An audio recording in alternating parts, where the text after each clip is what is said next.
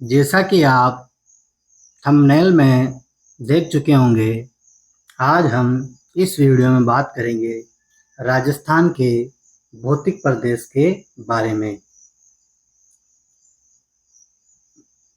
राजस्थान के भौतिक प्रदेश का जो वर्गीकरण है उसके बारे में इस वीडियो में बात करेंगे।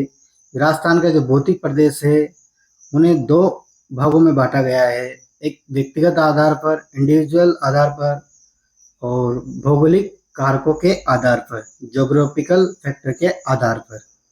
व्यक्तिगत आधार पर वर्गीकरण, जो राजस्थान के भौतिक प्रदेश है वह व्यक्तिगत आधार पर जो वर्गीकरण है, प्रोफेसर वीसी मिश्रा के अनुसार राजस्थान को 7 भौतिक प्रदेशों में बटा हुआ है। जो प्रोफेसर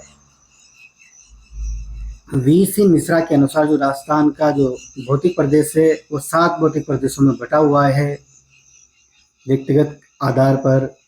पहला है नहरी प्रदेश जो राजस्थान के उत्तरी भाग में है, गंगानगर हनुमानगढ़ वाला क्षेत्र। दूसरा है शुष्क प्रदेश, ड्राई एरिया, जो पश्चिमी राजस्थान में जो सीमावर्ती क्षेत्र है, जैसलमेर बाड़मेर वाला क्षेत्र। अर्ध शुष्क प्रदेश, जो अरावली के पश्चिम में है, अर्ध शुष्क प्रदेश। पूर्वी कृषि एवं औद्योगिक प्रदेश, जो पूर्वी कृषि एवं औद्योगिक प्रदेश ये पूर्वी राजस्थान में है। चंबल एवं बीड़ प्रदेश, जो चंबल एवं बीड़ प्रदेश है वो दक्षिणी पूर्वी राजस्थान में जो हाड़ौती का पठार है उसमें उस क्षेत्र में आता है। दक्षिण पूर्वी कृषि प्रदेश, जो दक्षिण पूर्वी कृषि प्रदेश है ये राजस्थान के दक्षिणी हिस्से में आता है, ये वाला क्षेत्र इस मैदान में। तो जो प्रोफेसर वीसी मिश्रा है उन्होंने व्यक्तिगत आधार पर राजस्थान के जो भौतिक प्रदेश है उसे 7 भौतिक प्रदेशों में बांटा है। नहरी प्रदेश, शुष्क प्रदेश, अर्ध शुष्क प्रदेश, अरावली प्रदेश, पूर्वी कृषि एवं औद्योगिक प्रदेश, चंबल एवं बीड़ प्रदेश, दक्षिण पूर्वी कृषि प्रदेश। भौगोलिक कारकों के आधार पर वर्गीकरण, ज्योग्राफिकल फैक्टर के आधार पर जो वर्गीकरण है। दूसरा है भौगोलिक कारकों के आधार पर। भौगोलिक कारकों यानी उच्चावच एवं जलवायु के आधार पर राजस्थान को 4 भौतिक प्रदेशों में बांटा है। जो उच्चावच है, रिलीफ एंड जलवायु, क्लाइमेट के आधार पर जो राजस्थान है उसको 4 भौतिक प्रदेशों में बांटा है भौगोलिक कारकों के आधार पर।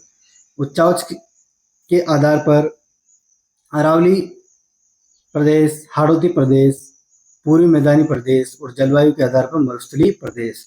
तो जलवायु एवं उच्चावच, जो जलवायु है और उच्चावच है उसके आधार पर जो राजस्थान का भौगोलिक जो भौतिक प्रदेश है उन्हें भौगोलिक कारकों के आधार पर 4 भागों में बांटा: अरावली प्रदेश, हाड़ौती प्रदेश, पूर्वी मैदानी प्रदेश, मरुस्थलीय प्रदेश।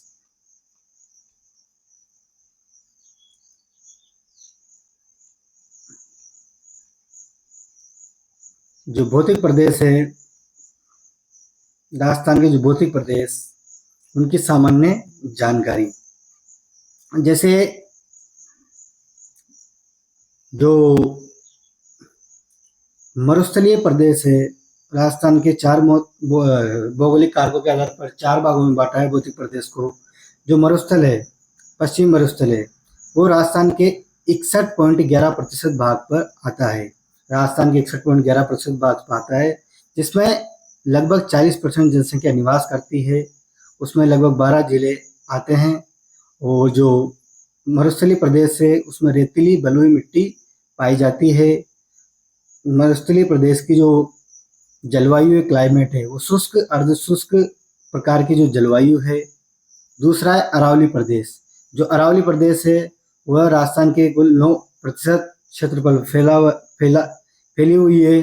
इसमें अरावली प्रदेश में राजस्थान की कुल 9% जनसंख्या निवास करती है। अरावली में राजस्थान के 13 जिले हैं और मुख्यतः 7 जिले आते हैं। अरावली पर्वतीय प्रदेश में जो मिट्टी है वो पर्वतीय वनी मिट्टी पाई जाती है, जबकि जो अरावली पर्वतीय प्रदेश है यहाँ की जो जलवायु है उपाद्र जलवायु है।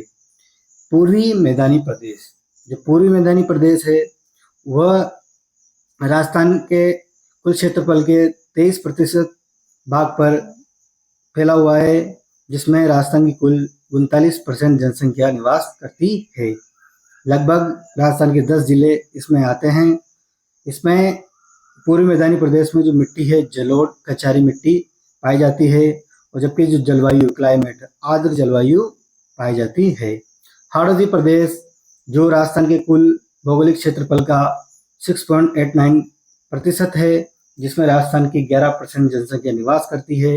इसमें 7 जिले आते हैं। जो मिट्टी है काली मिट्टी, और जो जलवायु है अति आर्द्र जलवायु है। सबसे पहले बात करेंगे हम भौतिक प्रदेश में उत्तर पश्चिमी मरुस्थलीय भौगोलिक प्रदेश के बारे में। इसे थार मरुस्थल भी कहा जाता है। इसे थार मरुस्थल भी कहा जाता है। इसका निर्माण तैतीस सागर से हुआ है। जो उत्तर पश्चिम मरुस्थलीय प्रदेश है इसे थार मरुस्थल भी कहा जाता है। इसका निर्माण तैतीस सागर से हुआ है। जो इसके निर्माण का काल है उत्तर पश्चिम मरुस्थल का वह टर्शरी काल व प्लीस्टोसिन काल है। वर्तमान काल जो हेरोसिन है। जो मरुस्थल है उसका विस्तार, जो राजस्थान में मरुस्थल है जिसका विस्तार है क्षेत्रफल 1,75,000 किलोमीटर स्क्वायर क्षेत्रफल में फैला हुआ है। जो उत्तर पश्चिम मरुस्थल है इसकी लंबाई 640 किलोमीटर है, चौड़ाई 300 किलोमीटर है। औसत ऊंचाई उत्तर पश्चिमी जो मरुस्थल है उसकी जो औसत ऊंचाई है वो 200 से 300 मीटर है। जो मरुस्थल है उत्तर पश्चिम मरुस्थल उसका जो ढाल है उत्तर पूर्व से दक्षिण पश्चिम की ओर है। जो मरुस्थल का ढाल है वो ये उत्तर, ये दक्षिण, ये पश्चिम, ये पूर्व। तो जो मरुस्थल का ढाल है उत्तर पूर्व से दक्षिण पश्चिम की ओर है। ये मरुस्थल का ढाल उत्तर पूर्व से दक्षिण पश्चिम की ओर है। मरुस्थल का अध्ययन, जो अध्ययन की दृष्टि से मरुस्थल को 2 भागों में बांटा गया है। जो स्टडी है उसके आधार पर जो मरुस्थल है डेजर्ट है उसे 2 भागों में बांटा गया है, शुष्क मरुस्थल, अर्ध शुष्क मरुस्थल। जो शुष्क मरुस्थल है वहाँ पर वर्षा 0 से 25 सेंटीमीटर होती है, और जो इसका क्षेत्रफल है 1 लाख है। जो इसका क्षेत्रफल है 1 लाख वर्ग किलोमीटर है। जो अर्ध शुष्क मरुस्थल है वहाँ पर वर्षा 25 से 50 सेंटीमीटर होती है। इसका क्षेत्रफल 75,000 है। जो शुष्क मरुस्थल है इसे राठी प्रदेश भी कहते हैं। जो शुष्क मरुस्थल है ये वाला क्षेत्र राजस्थान के पश्चिमी भाग में जो 1 लाख क्षेत्रफल में फैला हुआ है राजस्थान के, जिसे राठी प्रदेश भी कहते हैं क्योंकि यहाँ राठी गाय पाई जाती है। और अर्ध शुष्क प्रदेश जो शुष्क प्रदेश के पश्चिम पूर्वी भाग में है। शुष्क मरुस्थल 25 सेंटीमीटर से कम वर्षा वाले क्षेत्र को शुष्क मरुस्थल कहा जाता है। यानी शुष्क मरुस्थल उसे कहा जाता है जहाँ पर 25 सेंटीमीटर से कम वर्षा वाला जो क्षेत्र है उसे शुष्क मरुस्थल कहा जाता है, जिसे अध्ययन की दृष्टि से पुनः 2 भागों में बांटा गया है। जो शुष्क मरुस्थल है इसे अध्ययन की दृष्टि से 2 भागों में बांटा गया है। बालुका जो स्तूप मुक्त प्रदेश, पहला है बालुका स्तूप मुक्त प्रदेश जिसका क्षेत्रफल है 41.5%। जो बालिका दूसरा है बालुका स्तूप युक्त प्रदेश, इसका क्षेत्रफल है 58.5%। पहला है बालुका स्तूप मुक्त प्रदेश, ऐसा क्षेत्र जहां बालुका स्तूप नहीं पाए जाते हैं। ऐसा क्षेत्र जहां पर बालुका स्तूप नहीं पाए जाते क्योंकि रीला मरुस्थल पाया जाता है जिसे हमादा कहते हैं। जो बालुका स्तूप मुक्त प्रदेश है, जहाँ पर बालुका स्तूप नहीं पाए जाते क्योंकि ये पथरीला मरुस्थल है जिसे हमादा कहते हैं। राजस्थान में मुख्यतः हमादा का विस्तार जैसलमेर के पोखरण, रामगढ़ और लोधरवा तक है। जो राजस्थान में बालुका स्तूप मुक्त प्रदेश है, जो उसका विस्तार है राजस्थान में इस तरह है। यहाँ पर जो जैसलमेर के पोखरण में, जैसलमेर के 2 पोखरण और रामगढ़ और लोधरवा तक फैला हुआ है। ये बाड़मेर, जैसलमेर और जोधपुर, जो जिसके बीच इसके बीच का जो क्षेत्र है हमादा कहलाता है। जो पथरीला ये जो बालुका स्तूप नहीं है और ये पथरीला मरुस्थल है, इसे हमादा कहा जाता है। राजस्थान में मुख्यतः हमादा का विस्तार जैसलमेर में सर्वाधिक है, पोखरण, रामगढ़ और लोधरवा, और जोधपुर में फलोदी तक है और बाड़मेर में है। ये 3 जिलों में फैला हुआ है, जैसलमेर, जोधपुर और बाड़मेर में, जिसे ये पथरीला मरुस्थल है जिसे हमादा कहते हैं। बालुका स्तूप युक्त प्रदेश, जो बालुका स्तूप युक्त प्रदेश है, इसका अर्थ है पवन प्लस मिट्टी प्लस निक्षेपण, जिसका बालुका स्तूप। जब पवन के द्वारा मिट्टी का निक्षेपण यानी जमाव किया जाता है, जब पवन है यानी हवा के द्वारा जब मिट्टी का निक्षेपण यानी जमाव किया जाता है, तो निर्मित स्थलाकृति को बालुका स्तूप कहते हैं। जब पवन के द्वारा जो मिट्टी है उसका निक्षेपण जमाव किया जाता है, तो निर्मित जो स्थलाकृति है उसे बालुका स्तूप कहते हैं। राजस्थान में सर्वाधिक बालुका स्तूप जैसलमेर में बनते हैं। जो राजस्थान में सर्वाधिक बालुका स्तूप है वो जैसलमेर में पाए जाते हैं और बनते हैं, तथा सभी प्रकार के जो बालुका स्तूप है वो जोधपुर में पाए जाते हैं या बनते हैं। बालुका स्तूप के प्रकार, बालुका स्तूप है उसके प्रकार: बरखान, अनुप्रस्थ बालुका स्तूप, अनुदैर्ध्य बालुका स्तूप, पैराबोलिक परवलयिक बालुका स्तूप, शीत तारानुमा बालुका स्तूप, सब्र काबिज बालुका स्तूप, नेटवर्क बालुका स्तूप। पहला है बरखान। जो बालुका स्तूप है उसके प्रकार में पहला है बरखान। जो बरखान होता है, जिसकी आकृति होती है अर्धचंद्राकार आकृति होती है। जो बालुका स्तूप है बरखान, इसकी आकृति अर्धचंद्राकार होती है।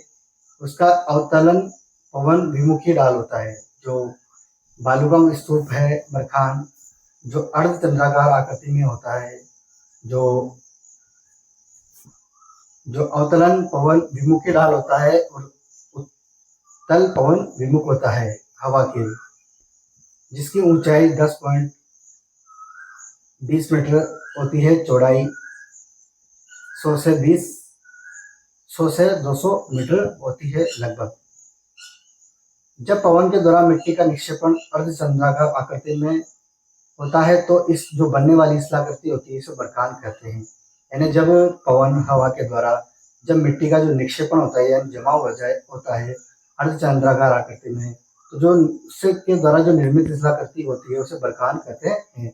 बरखान प्रकार के जो बालुका स्तूप है वो सर्वाधिक शेखावटी क्षेत्र में है, चूरू के भालेरी गांव में है। विशेषता: बरखान सर्वाधिक गतिशील व स्थानांतरित बालू का स्तूप है, इस कारण मरुस्थलीकरण में इनका योगदान सर्वाधिक अधिक है। जो बरखान है वो सर्वाधिक गतिशील व स्थानांतरित बालू का स्तूप है, जिसके कारण जो मरुस्थलीकरण का जो विस्तार हो रहा है उनमें सर्वाधिक योगदान बरखान बालू का स्तूप का है। दूसरा है अनुप्रस्थ बालू का स्तूप। जो अनुप्रस्थ बालू का स्तूप है, जब पवन द्वारा मिट्टी का निक्षेपण समकोण पर होता है। जब पवन है, जो वायु के द्वारा जो मिट्टी है उसका जो निक्षेपण जमाव होता है वो समकोण पर होता है तो उसके द्वारा जो निर्मित बालू का स्तूप होते हैं उन्हें अनुप्रस्थ बालू का स्तूप कहते हैं। जब पवन के द्वारा मिट्टी का निक्षेपण या जमाव होता है वो समकोण पर होता है। जैसे पवन है उसके द्वारा जो मिट्टी का निक्षेप है वो समकोण पर ऐसे होता है तो इसे अनुप्रस्थ बालू का स्तूप कहते हैं। जो अनुप्रस्थ बालू का स्तूप है वो सर्वाधिक बीकानेर में पाए जाते हैं।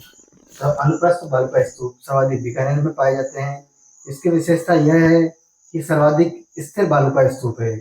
जो बरखान है वो सर्वाधिक गतिशील है और मरुस्थलीकरण में सर्वाधिक योगदान उसका है। जबकि जो अनुप्रस्थ बालू का स्तूप है वो सर्वाधिक बीकानेर में पाए जाते हैं और जो अनुप्रस्थ बालू का स्तूप है वो सर्वाधिक स्थिर बालू का स्तूप है। तीसरा है अनुदैर्ध्य रेखीय बालू का स्तूप। जो अनुदैर्ध्य रेखीय बालू का स्तूप है जब मिट्टी का निक्षेपण पवन की दिशा के समानांतर होता है। जब मिट्टी है सॉइल है उसका जो निक्षेपण जमाव होता है वो पवन की दिशा के समानांतर होता है। जो पवन है उसकी जो मिट्टी है उसके समानांतर होता है तो उसके द्वारा जो निर्मित दिशा करती है उसे अनुदैर्ध्य या रेखीय बालू का स्तूप कहते हैं। यानी जब मिट्टी जो सॉइल है उसका जो निक्षेपण पवन की जो विंड है उसकी जो दिशा है उसके समानांतर होता है तो जो उसके द्वारा बनने वाली स्थलाकृति होती है उसे अनुदैर्ध्य रेखीय बालू का स्तूप कहते हैं। ये सर्वाधिक जैसलमेर में बनते हैं रेखीय अनुदैर्ध्य बालू का स्तूप। यह बालू का स्तूप लूनी जवाई एवं घग्गर बेसिन में भी पाए जाते हैं। चौथा है पैराबोलिक बालू का स्तूप। जो पैराबोलिक बालू का स्तूप है बरगान के विपरीत तथा हेरपिन आकृति में बनते हैं। पैराबोलिक बालू का स्तूप राजस्थान में सर्वाधिक पाए जाते हैं। जो पैराबोलिक प्रकार के जो बालू का स्तूप है राजस्थान में सर्वाधिक पाए जाते हैं क्योंकि इनका जो विस्तार है सभी मरुस्थलीय जिलों में है।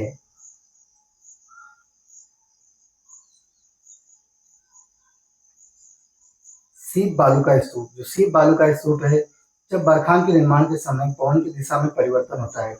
जब बरखान के निर्माण के समय में पवन की दिशा में परिवर्तन होता है तब बरखान की एक भुजा आगे की ओर बढ़ जाती है जिसमें निर्मित स्थलाकृति सीप बालू का स्तूप कहलाती है।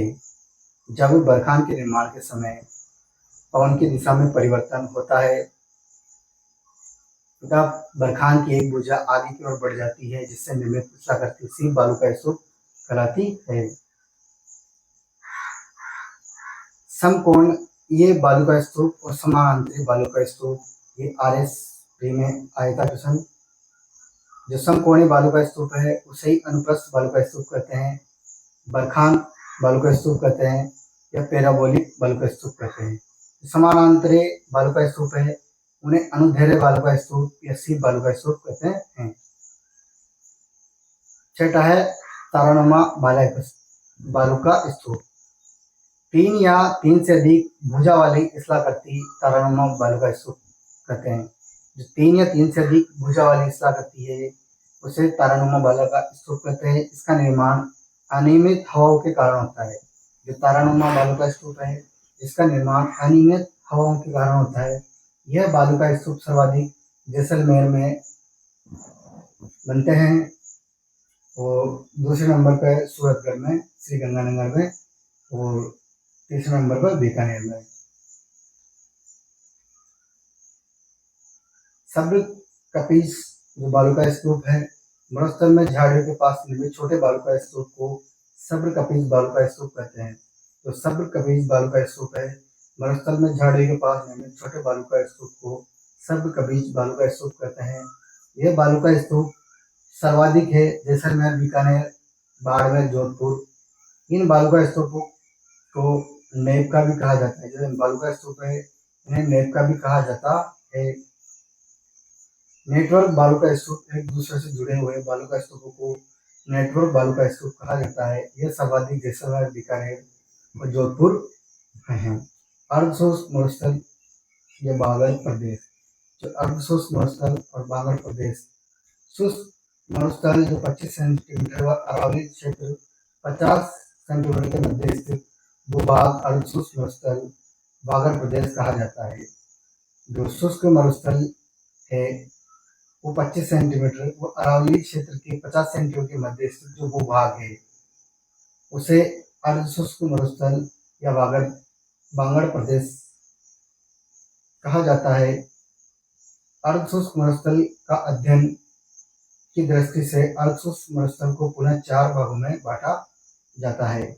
जो अर्धशुष्क मरुस्थल है उसे अध्ययन की दृष्टि से 4 भागों में बांटा गया है। पहला है लूनी बेसिन, दूसरा है नागौर उच्च भूमि, तीसरा है शेखावटी अंतःप्रवाह क्षेत्र, चौथा है गग्गर बेसिन। पहला है लूनी बेसिन। लूनी बेसिन को गोड़वार बेसिन भी कहा जाता है। जो लूनी बेसिन है उसे गोड़वार बेसिन भी कहा जाता है, जिसका विस्तार पाली, बाड़मेर, जालोर और जोधपुर में है। जो लूनी बेसिन है उसे गोड़वार बेसिन भी कहा जाता है, जिसका विस्तार पाली, बाड़मेर, जालोर और जोधपुर में है। जिसकी विशेषता है नेहड़ रन। यह लूनी के बेसिन में जालोर जिले में स्थित है। इस बेसिन में लवणी पादप पाए जाते हैं। जो यह बेसिन है इसमें लवणी पादप पाए जाते हैं। लवणी पादप बालोतरा, बाड़मेर में पाए जाते हैं। दूसरा है नागौरी उच्च भूमि।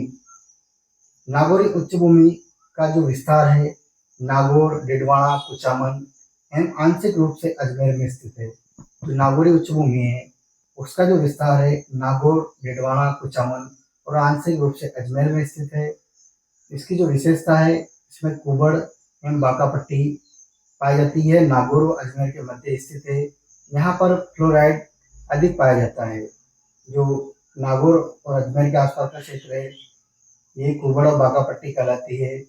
ये इसलिए कहलाती है क्योंकि यहाँ पर जो फ्लोराइड जल में फ्लोराइड की अधिक मात्रा होती है, जिसके कारण यहाँ फ्लोरोसिस जो बीमारी है देखी जाती है, जिसमें हड्डियां का कमजोर व टेढ़ा होना व गर्दन के पास की हड्डी का कुबड़ जैसा होता है।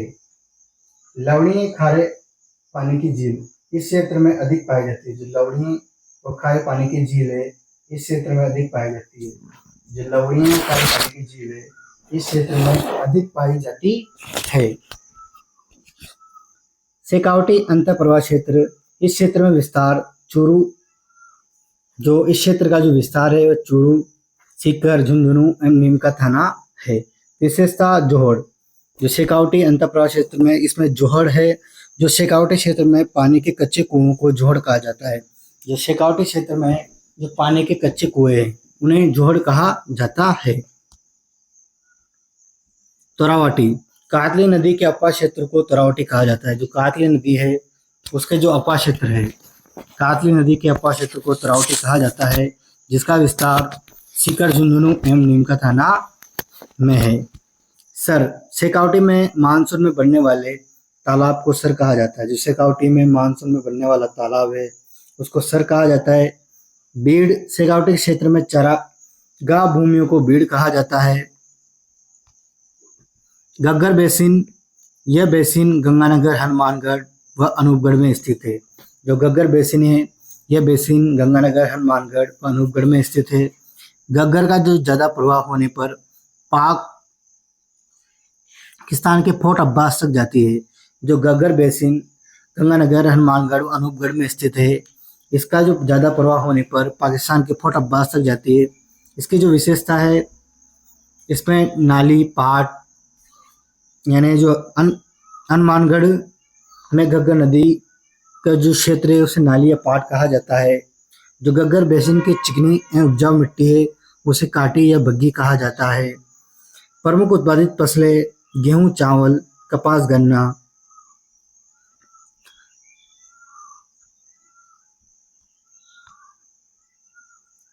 मरुस्थल के अन्य महत्वपूर्ण बिंदु। इसमें अस्थायी झीलें पाई जाती है जिसे प्लाया झीलें कहते हैं। और जो खड़ीन है वो पालीवाल ब्राह्मण के द्वारा की जाने वाली जो खेती है उसे खड़ीन कहा जाता है।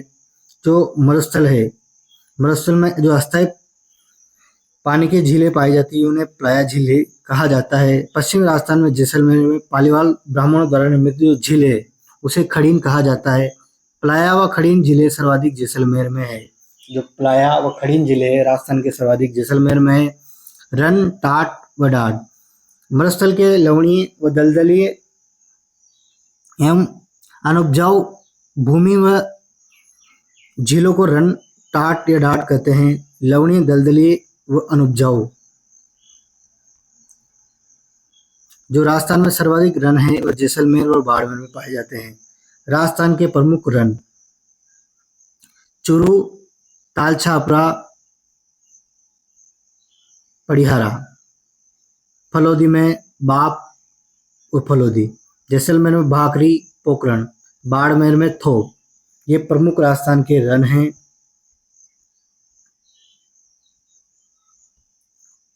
जलपट्टी या लाठी सीरीज। सरस्वती नदी, गग्गन नदी, जिसे मृत नदी या नट नदी भी कहा जाता है। जो सरस्वती नदी है उसके भूगर्भीय जलीय अवशेष को जो जलपट्टी या लाठी सीरीज कहते हैं। जो लाठी सीरीज की है लंबाई है वो 7 किलोमीटर है। जो पोकरण व मोहनगढ़ के मध्य स्थित है।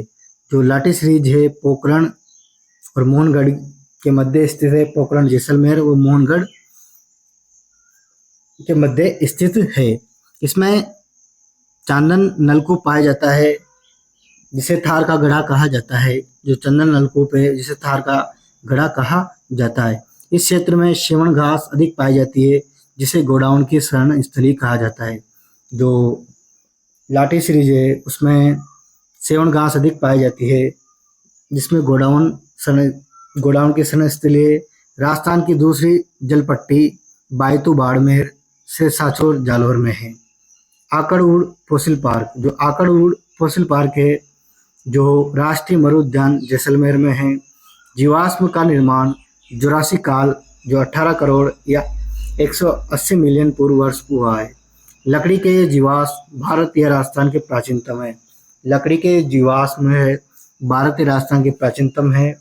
बाप बोल्डर क्ले। जो बाप बोल्डर क्ले है हिमनद हिमानी के द्वारा जमाए किए गए बड़े कंकड़ पत्थर बोल्डर तथा बारीक अवसाद को बोल्डर क्ले कहा जाता है। जो हिमनद या हिमानी के द्वारा जमा किए गए बड़े कंकड़ व पत्थर बोल्डर तथा बारीक अवसाद को बोल्डर क्ले कहा जाता है जिनका निर्माण पर्मो कार्बोनिफेरस काल में हुआ। इसकी जो स्थिति है बाप बोल्डर क्ले की वो फलोदी जोधपुर में है।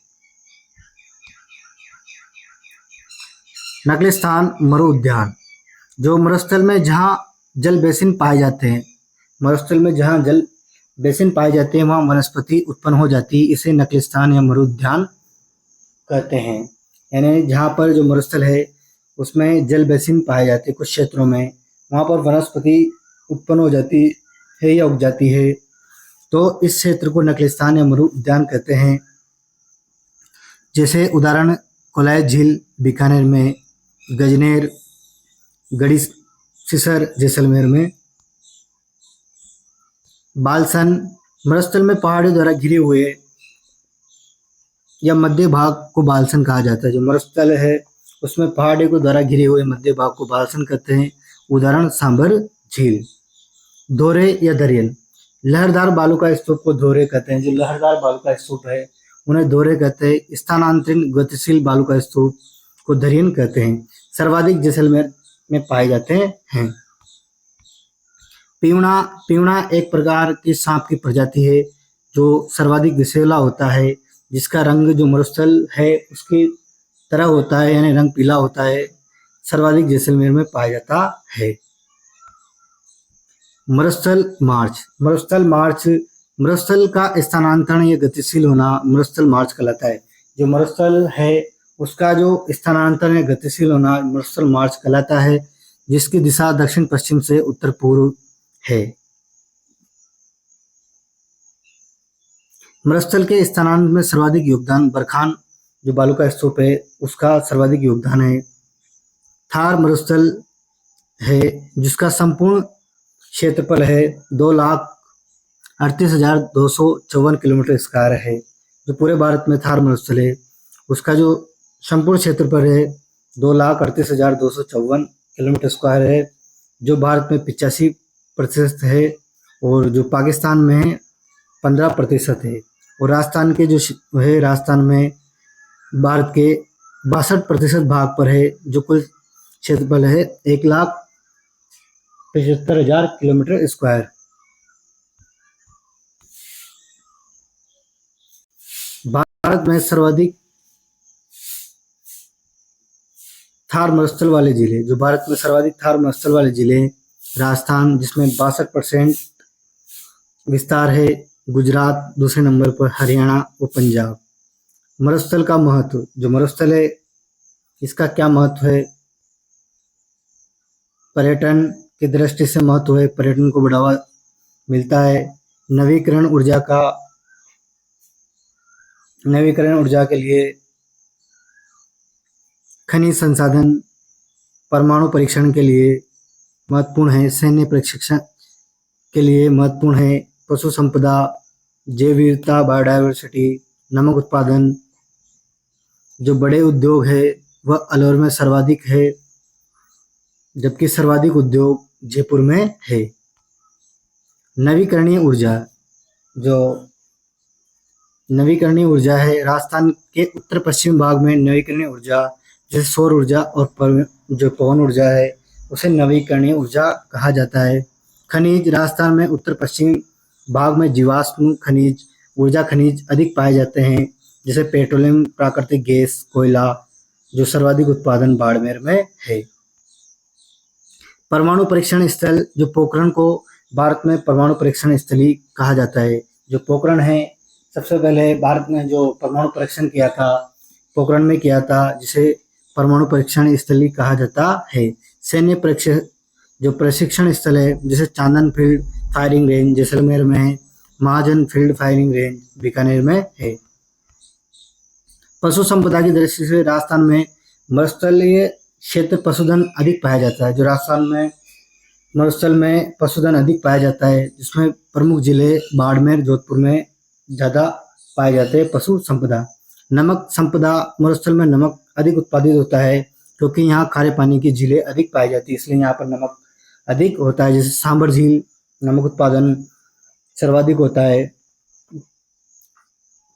पंचपदरा जो बाड़मेर में है, इसमें सर्वाधिक गुणवत्ता वाला नमक। डिडवाना, पर्यटन, जो पश्चिमी राजस्थान की संस्कृति पर्यटन को भी आकर्षित करती है। जो ऊंट महोत्सव वो बीकानेर का प्रसिद्ध है, ऊंट महोत्सव बीकानेर का प्रसिद्ध है। मरु महोत्सव जैसलमेर का प्रसिद्ध है। मारवाड़ महोत्सव जोधपुर का प्रसिद्ध है। थार महोत्सव बाड़मेर का प्रसिद्ध है। ये इम्पोर्टेंट है सारे महोत्सव। जो ऊंट महोत्सव है वो तो बीकानेर का प्रसिद्ध है, मरु महोत्सव जैसलमेर का प्रसिद्ध है, मारवाड़ महोत्सव जोधपुर का प्रसिद्ध है, थार महोत्सव बाड़मेर का प्रसिद्ध है। जैव विविधता, विश्व के अन्य मरुस्थलों की तुलना में थार मरुस्थल में अधिक जैव विविधता पाई जाती है। जो विश्व के सभी मरुस्थल है, विश्व के सबसे बड़ा मरुस्थल है सहारा डेजर्ट, उससे सबसे बड़े मरुस्थलों में भी जो थार मरुस्थल है उसमें सबसे ज्यादा जैव विविधता वनस्पति पाई जाती है। खाद्यान्न उत्पादन, राजस्थान के उत्तर पश्चिम भाग में मोटा अनाज है, वह अधिक उत्पादन होता है, जैसे बाजरा,